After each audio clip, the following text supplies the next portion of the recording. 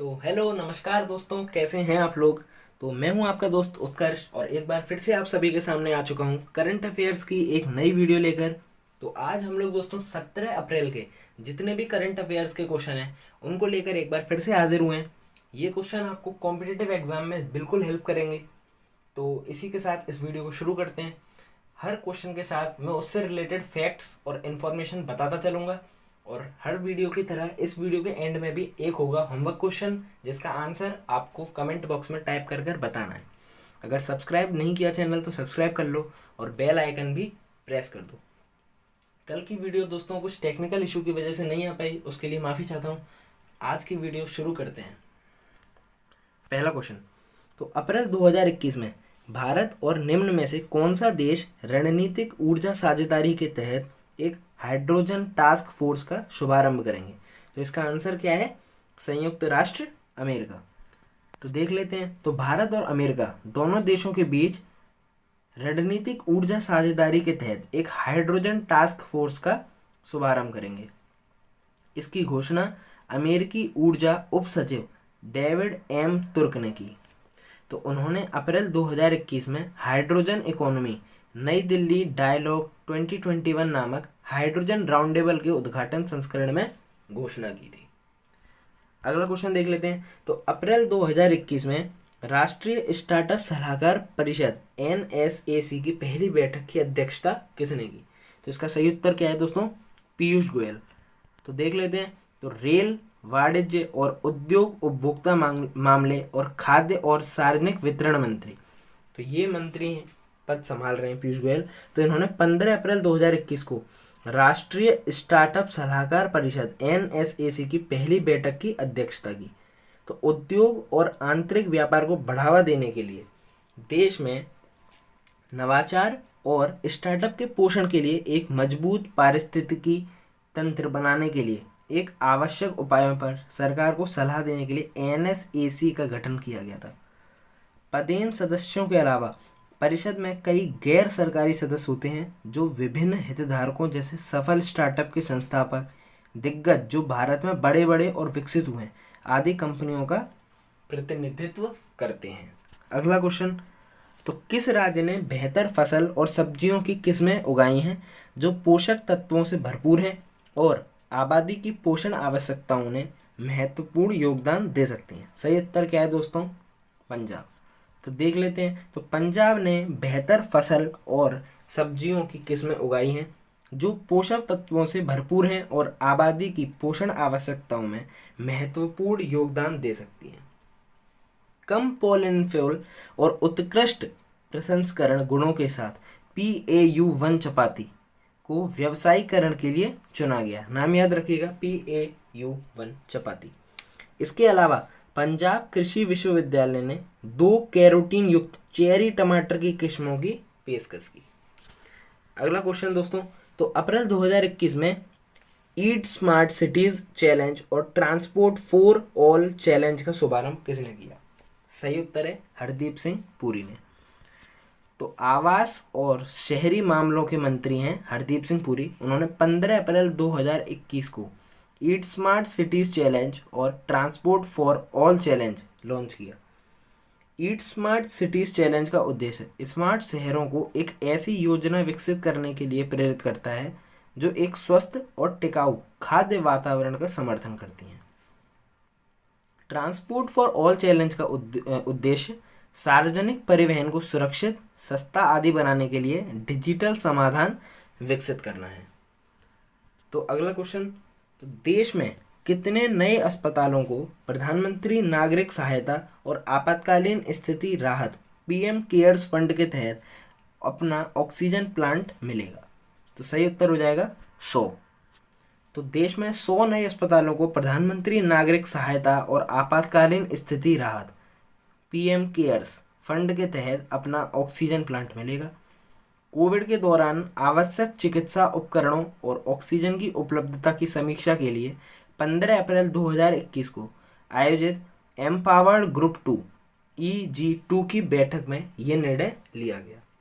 अधिकार प्राप्त समूह 2 ने स्वास्थ्य मंत्री को PSA संयंत्रों की स्थापना के लिए मंजूरी के लिए दूर दराज के स्थानों पर 100 अस्पतालों की पहचान करने के निर्देश दिए हैं।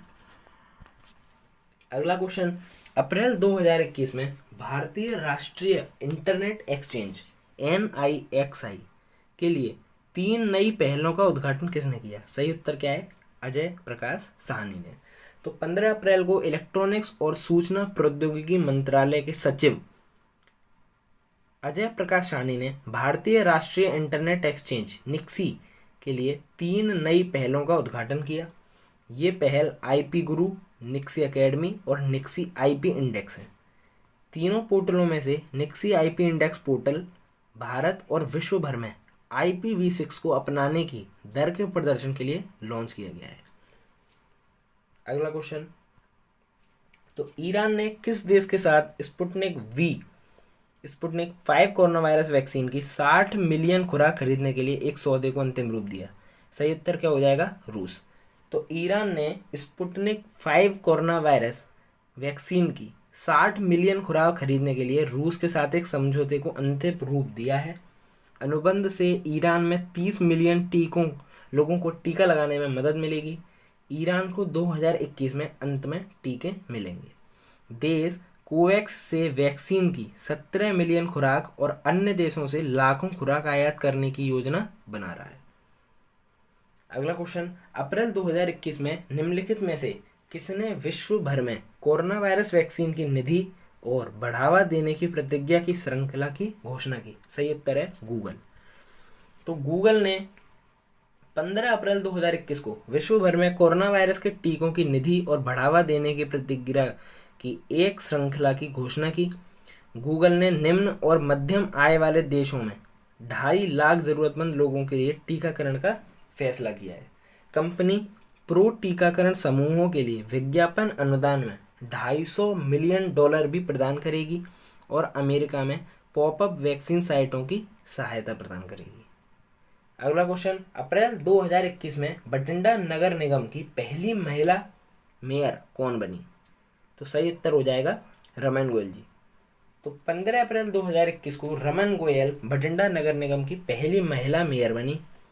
अशोक प्रधान को सीनियर डिप्टी मेयर के रूप में चुना गया, जबकि मास्टर हरमंदर सिंह सिद्धू को बठिंडा नगर निगम के डिप्टी मेयर के रूप में चुना गया। पहली बार कांग्रेस स्थानीय निकाय में बहुमत पाने वाले में सफल हो रही हैं और गोयल को शीर्ष स्थान पर नामित किया गया है। अगला क्वेश्चन, अप्रैल 2021 में केंद्र ने भारत बायोटेक से निम्नलिखित में से किसको कोवैक्सीन तकनीक के ट्रांसफर की मंजूरी दी है? सही उत्तर हो जाएगा हाफकिन इंस्टीट्यूट। तो केंद्र ने भारत बायोटेक से हाफकिन इंस्टीट्यूट में कोवैक्सीन तकनीक की ट्रांसफर को मंजूरी दी है। मंजूरी 1 वर्ष की अवधि के लिए वैज्ञानिक विशेषज्ञों की समिति की सिफारिश के अनुसार दी गई है। इस कदम से हाफकिन बायोफार्मा कॉरपोरेशन को, क्या नाम है, बायोफार्मा कॉरपोरेशन को कोवैक्सीन का उत्पादन जल्द से जल्द शुरू करने में मदद करेगी। अगला क्वेश्चन, किस देश में कोविड-19 टीके स्पुतनिक 5 की पहली खेप को अप्रैल 2021 में भारत पहुंचाया जाएगा? सही उत्तर है रूस। तो देख लेते हैं। तो रूस के कोविड-19 टीके स्पुतनिक 5 ने पहली खेप को अप्रैल 2021 में भारत पहुंचाया जाएगा। भारत में टीके उत्पादन की मात्रा धीरे धीरे बढ़ेगी और प्रति माह 50 मिलियन खुराक से अधिक हो सकती है।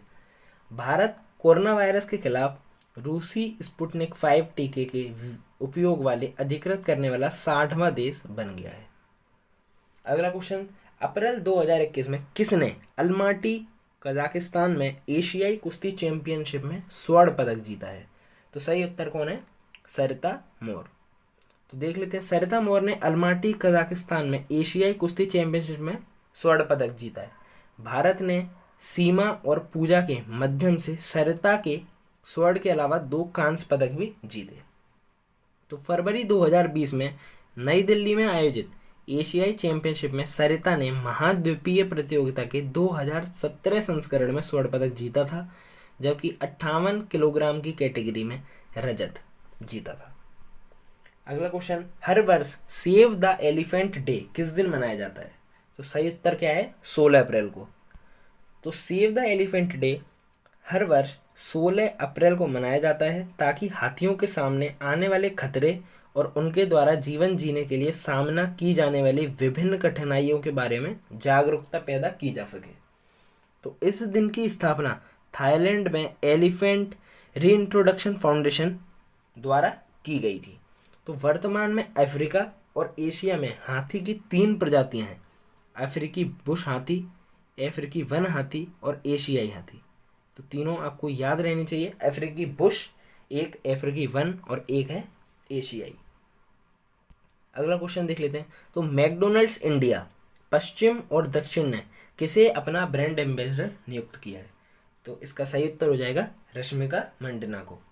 काफ़ी अच्छी साउथ की एक्ट्रेस हैं ये, तो इनको अब मैकडोनल्ड के पश्चिम और दक्षिण हिस्से में ब्रांड एम्बेसडर चुना गया। तो मैकडोनल्ड इंडिया पश्चिम और दक्षिण में फिल्म अभिनेता रश्मिका मंडना को अपना ब्रांड एम्बेसडर नियुक्त किया। पश्चिम और दक्षिण भारत में McDonald's restaurant Westlife development limited द्वारा अपने पूर्ण स्वामित्व वाली सहायक कंपनी के माध्यम से संचालित किए जाते हैं। मंडना प्रमुख ब्रांड अभियानों में हिस्सा लेंगी। उन्होंने कई तेलुगु और कन्नड़ फिल्मों में काम किया है।